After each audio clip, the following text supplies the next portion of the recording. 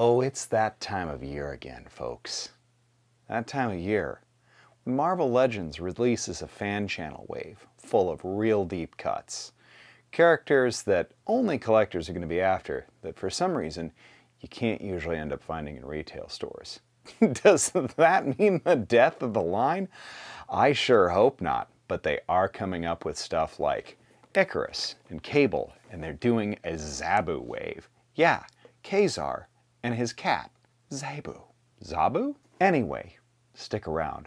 We're gonna open this wave up, and I think it's gonna be nice. Didn't mean for that to sound so creepy. Anyway, stick around. Let's open the Marvel Legends Zabu wave.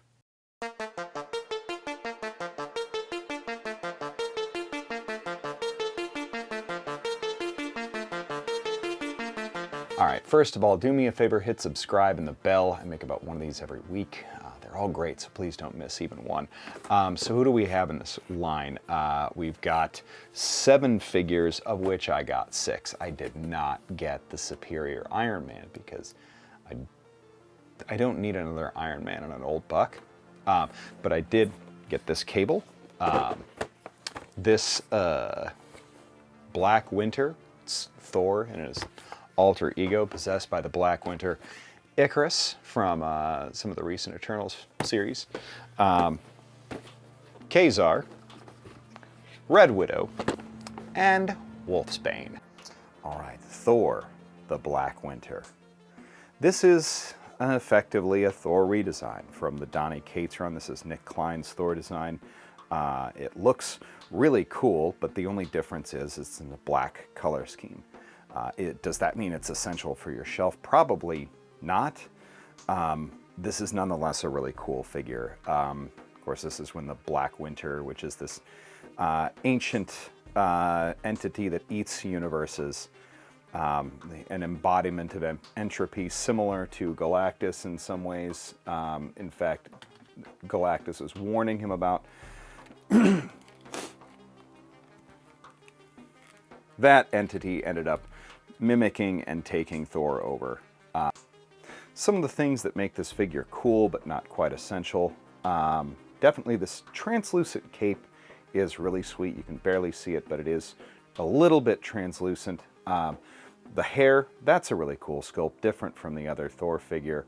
And of course, the black hammer, which comes with this smoke effect, which there you can add to the hammer. It is a cool figure. Some of the drawbacks, though,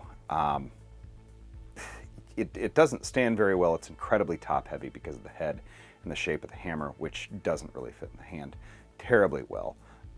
It is cool, probably not essential other than for the Build-A-Figure piece. I do like it because I'm a Thor fan, and I have pretty much every Thor figure that they've made. So the next figure is Red Widow, which I really, frankly, want to be impressed with. Marvel Legends has gotten better with their sculpts of female figures recently. Those have been pretty cool. Power Princess, Madam Hydra, a lot of these have gotten a lot better. The recent She-Hulk, Namorita, even Tigra. This is fine. The major drawback, though, is that the cape is so rigid. I don't know how else they were going to make it unless they decided to go soft goods, and then how do you make this high collar? I can't really get super mad at Marvel Legends for basically making a cape that turns this figure into a statue. It's otherwise very posable if you take the cape off, but that's not how the character looks in comics. The cape's really flowing, going all over the place, and that's kind of why you put a cape on a comic character anyways, because it freaking looks cool on the page, and you can make it real big and billowy. That's a little cooler. You want Red Widow, who's part of the Russian Winter Guard, to be one of those kind of intimidating, super agile assassin type characters. Not entirely a foil to Black Widow, but also a product of the Red Room, if I recall the origin correctly.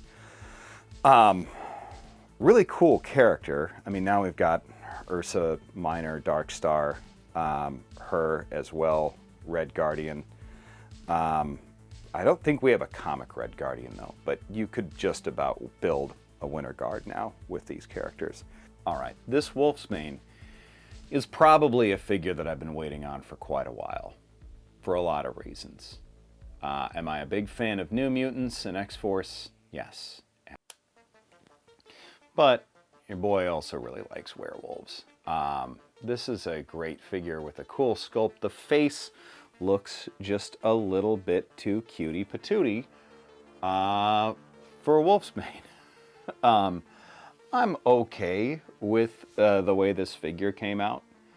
I definitely like the costume. I feel like the legs could have gotten a little bit more of the wash that the upper arms did. I just feel like she's a little bit too makeup-y for me. But she's gonna fit in well with the X-Force shelf. I already got the version that you got the head with Dani Moonstar from a few years ago. She was real hard to find at Walgreens and came with a couple of different heads. Anyway, we got her now, and that's great. So she can go in with X-Force. Already got her in with New Mutants, like I said. Not a lot to this figure other than it seems like a bit of a clone almost of Tigra. Of course, double pinless on this and all of these other figures. But I have to hand it to them for their realistic sculpted in fur, the claws, both the hands and feet, and just the head sculpt. It is a really cool figure. There is just something about that face that doesn't really do it for me, but I get that it might for some people. It just depends on the depiction you prefer. I prefer a little more vulpine looking, a little more monstrous looking, and a little bit more furry version of Wolfsbane, but that's okay. All right, and then comic version Icarus. Well, the Eternals movie didn't do Icarus any favors or really that much justice. They got the powers right and the depiction pretty nicely, but golly, it turned him into a real POS, which is not what I expected at all. And nothing from that movie has had resounding consequences to this day. Anyway, this figure is the comic book version of Icarus, which is more Jack Kirby, new mythology just at Marvel, and it's frankly a lot of fun. You get the Kirby-esque details here, again double pinless on everything. You get a pair of the reachy hands, you get a pair of the punchy hands. He doesn't really need to hold anything because that's not what Icarus does. He's kind of a Superman character in a whole lot of ways. It is a federal crime that this character did not come with butterfly joints, or at least that the little waistband protrusions like the battle skirt that he's got doesn't sit a little lower on his hips, although I know the design-wise this is correct and it looks right, but it means that his waist does not twist quite in the right way, so you can't really get a very dynamic pose. Right now he looks really rigid, and that's because you can't really twist that waist or move the shoulders in a way that make it look like he's truly throwing a punch. It's very much a character that is going to be on your shelf in a stand pose. It's probably not going to be in a very dynamic pose. Would this look cool as shit if you could pose in that way? Absolutely. Is the character designed well and the costume right? Yeah, it absolutely is. I mean, down to the jaw and the special head sculpt that they put on him. This is no generic figure. I just wish that we had those two additional little posability things. Other than that, pretty great. Also, like we said, the only characters that I'm taking out of this waves are ones with Build-A-Figure pieces. I don't need another Iron Man. But I will take a Techno-Organic Man. This cable is probably the most sought after in this wave. It probably is the most sought after cable character. Literally the only gripe, the only beef that I have is he's double pinless on 3 out of 4 appendages. Why do they have a pinned arm on a non-pinned arm? Wait, is that pinned? No, it's not. It doesn't make any sense. Why did you do this? That's the only thing that you could have done better. Anyway, not really a complaint here. If you are a Marvel vs. Capcom version collector, they have been putting out Marvel vs. Capcom characters that would fit on a Marvel vs. Capcom shelf. They've absolutely been doing that very subtly for the last couple of years. From the Magneto, Gambit, Cyclops, this, even Venom recently. You can do it if you want to, and you can find the 6-inch corresponding Street Fighter characters if that's what you wanted to do, or other Capcom. In any case, this character does come with a couple of standard guns. There's this double-barreled shotgun pistol, I guess, and then this like quint-barreled shotgun thing. They just don't feel very cable-y to me, so I used a couple of McFarlane munitions pack guns that I've been waiting to use for just such a character. I got the munitions pack a while ago. Honestly, any beef that I have with McFarlane, the munitions pack is not one of them. The munitions pack are a lot of fun, especially for characters that don't come with guns because of Warner Brothers, like Peacemaker and Bloodsport and so forth. Anyway, this Cable is fantastic. Unquestionably the figure of the series and its centerpiece. Boy, the Build-A-Figure is probably one of the best BAFs I've seen in years, especially since it's non-humanoid. It's crazy. I love it. But, man, this Cable is like perfect, down to like the way they sculpted these straps that he has on his chest harness, like his rig here, is set in such a way that no matter where you pose his torso and move it front and back, that strap looks consistent and it doesn't break, and it keeps, it just keeps the illusion of that being an actual like moving chest rig. I don't know, every part of this is pretty great except for that double pin joint back here. I just do wish two things. One, he should come with a scimitar. Actually, hang on. Well, thank you to the Dora Milaje for your sacrifice. It will not be forgotten. I might have to cast and repaint this or try and find this accessory somewhere else online, because this works perfectly. Like the scimitar, if you're not familiar with it, Cable had created a spear that would basically he was able to pull out of like whatever pocket dimension or whatever he had contained in his arm or his other armaments, but it was called a scimitar, P-S-I-M-I-T-A-R, I think. Anyway, it focused his telekinetic and psionic powers so that he was able to strike people with it as a melee weapon, but also do psychic damage as well, I guess, which is just sort of a silly thing when you've just got like a ton of guns, but you're also like the preeminent telekinetic in your time. But whatever, you're the S-Connason. It's a real silly little bit of Cable lore, but it's one of those pieces of Cable lore that I really like. I'm a big Cable fan, real big Cable fan. Just because I loved time travel stories as a kid and big guns, and how could you not like Cable, coming up in the 90s at all? The guy's got a metal arm, a bunch of big guns, and has got the whole Messiah complex thing. Anyway, quintessential costume, quintessential Dora Milaje companion. That would be funny if Cable just like got the Dora Milaje from the future to fight and kill Apocalypse. That would be cool. Anyway, let's move on to the next figure, unless I can find other weapons to pose him with. Okay, so our last figure, S, plurals, is both the Build-A-Figure and Ka-Zar. The Build-A-Figure being Zabu, the saber-toothed cat.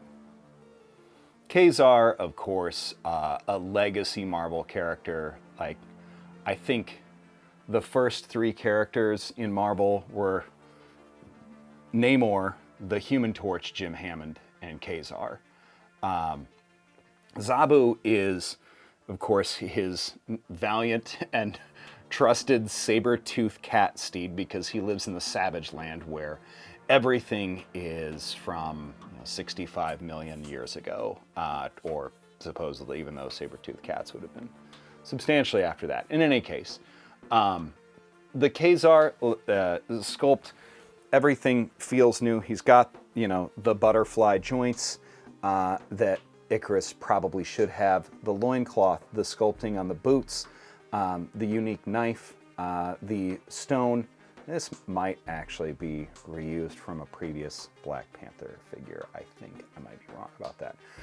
But the head sculpt, that's all original. Everything about Ka-Zar, absolutely fantastic. But he's a guy in a loincloth. So it's not, for what it is, for how simple and straightforward this Ka-Zar is, close to a figure of the year though. Real great. And I absolutely love it. But the thing is, Zabu is easily the star of the show. Somebody put a lot of work into sculpting and figuring out the technical side of making a cat just work in every way. Somebody was really paying attention to cat anatomy at Hasbro. I can't say enough about this. Like, you can put Zabu in so many very authentic cat poses that it's kind of silly, and I'm having way more fun posing Zabu than I probably should be. Like, it's actually maybe ridiculous, like how much fun this cat actually is. Yeah, Zabu gets tummy rubs. Like, yeah. That's dope. Look at that. You can actually balance her? Is Zabu a her? I don't know. I mean, I assume, because your saber-toothed cat hunter, I assume that they follow lions, and your ferocity probably follows the females. So I'm guessing Zabu is a lady. I could be wrong. I might have to check up on my Marvel lore. This is a surprising piece of Marvel information that I don't actually know. Is Zabu male or female? Does it matter? No. It's Pride Month, both in the gay sense and in the lion sense. Pride Month. But unquestionably, from the moving jaw to the detail on the head, the incredible detail and posability of each one of the joints on Zabu, that it's all pinless. It is probably the best non-human Build-A-Figure that they've ever made. And there's a lot of non-human Build-A-Figures that Hasbro's put together. This is probably cream of the crop. So you've got like essential Marvel royalty here in Ka-Zar, like one of their first characters. Zabu, you've got an essential Cable, an incredible Icarus, a cool version of Thor that you absolutely are probably going to want if you're a Thor completionist collector. A great Wolfsbane, even for it's only my opinion that I don't necessarily like the face so much. Red Widow, which is still a good figure despite the fact that I don't like the rigid cape. There are problems with a couple of the figures in the wave. All in all, though, would I say that it's a purchase? For Zabu alone, yes, absolutely. Are there going to be niche interests in some of the other figures in this wave? I would say 100%. No wave's perfect, but this is about as close as you can get. Well, thanks everybody for watching. This has been the Doomcast. We'll see you again next week.